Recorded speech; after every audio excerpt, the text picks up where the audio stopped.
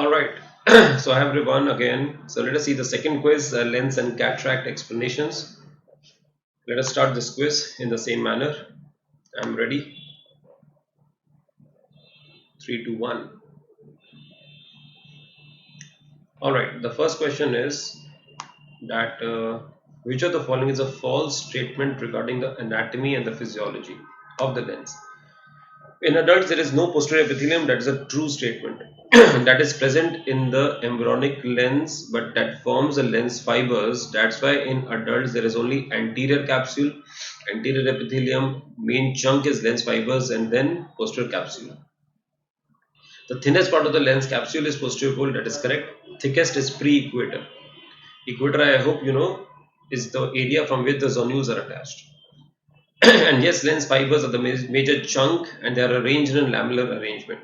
So if these three are correct statements, answer is this, because soluble proteins are crystallines, not albuminoids. In cataract, the crystallines are reduced and albumins are increased. And soluble are crystallines. That is the answer of this question. Now, which step of the cataract surgery electrical energy converted to mechanical? You should know phacoemulsification steps. A is anterior capsulorhexis. Here dye is not used. It is a red reflex coming from the retina. Dye can be used, that is strip and blue dye. B is separation of the entire lens from the posterior capsule, that is hydrodissection. C is phacoemulsification step that requires phacoprobe and that has piezoelectric crystals and that converts the electrical energy into mechanical energy. One example is lead zirconate, which can emulsify the nucleus into small pieces, while D is intraocular lens implantation.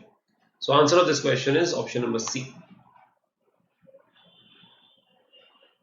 Now this was asked in NEET exam as well, same picture.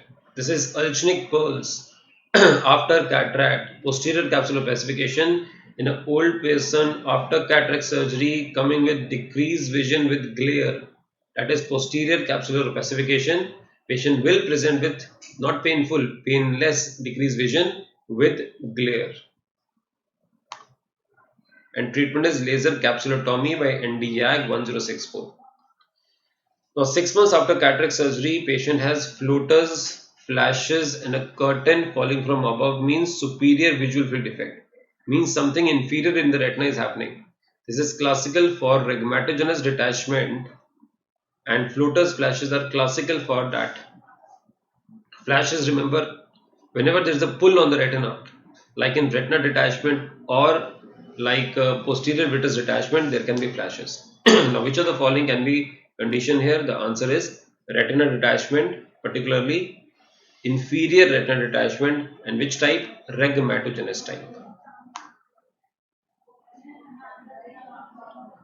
Acha, what could have happened after cataract surgery to cause rhegmatogenous detachment?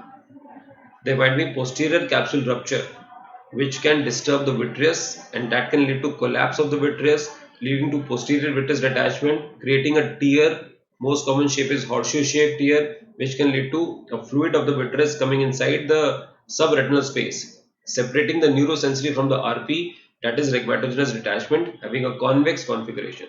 That's why it takes a long time. It's a long-term complication of cataract surgery.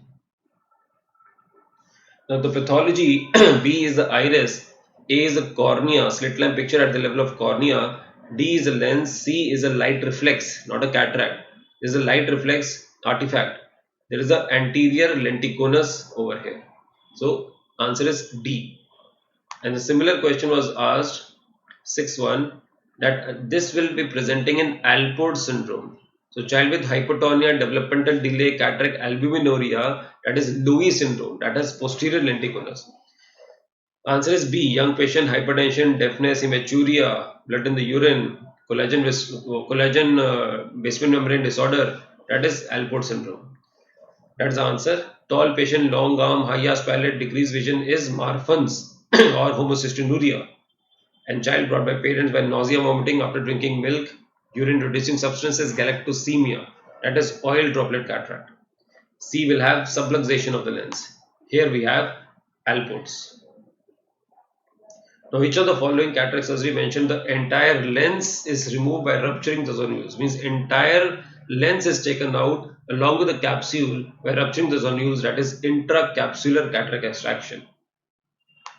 And after this, you put a either anterior chamber intraocular lens or a scleral fixated intraocular lens. Better is scleral fixated because ACIOL can have uveitis glaucoma hyphema syndrome as a complication. Now this is the diffuse picture. This brown is the iris, B and A are the lens, A is the cortex area which is dissolving, liquefying, that's why the nucleus is dropping down. This is hypermature Morganian cataract. In hypermature, it's seen in old age.